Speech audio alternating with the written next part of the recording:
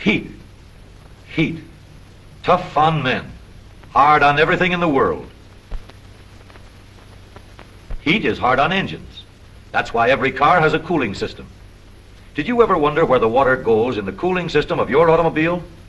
The water goes down through the radiator, then to the water pump, which forces it on.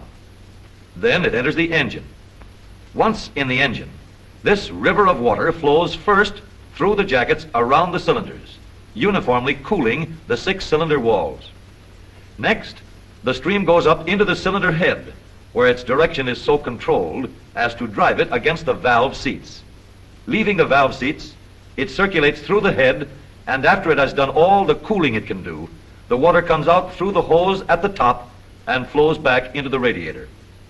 Even though Emily Post may never approve it as good etiquette, the well-known business of cooling coffee in a saucer is an excellent illustration of what happens in the radiator of your car. In the saucer, the hot coffee is spread out thin over a large area so that the heat has a chance to escape.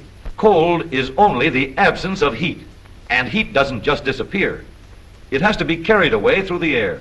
Now, if you blow on the coffee, that helps a lot. Even more heat is carried away by the greater circulation of air. That's why large surfaces help heat to escape fast. More liquid is exposed to the air. More heat is carried away. Now let's put a cover on the saucer. Stand it up on end. Run tubes through it like this. Put a fan over here. And what have we? A radiator. A big surface plus air circulation. That's what carries away the heat from the water in the radiator of your car.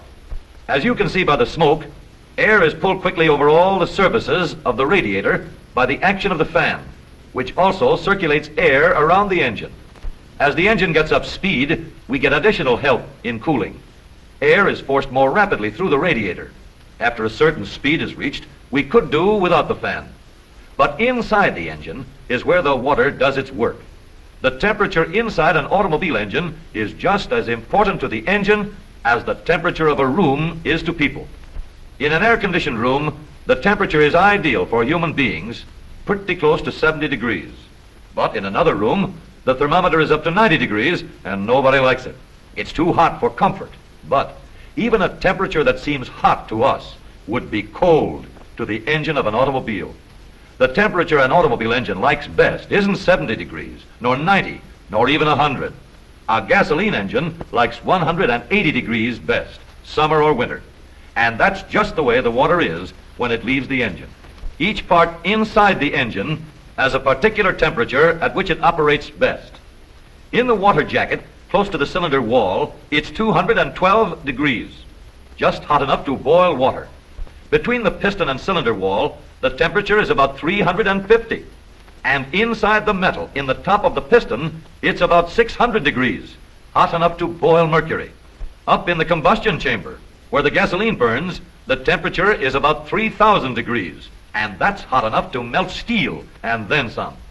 That whole working gang inside the engine has to have just the right amount of water in order to keep operating at just the right temperatures, neither too hot nor too cold.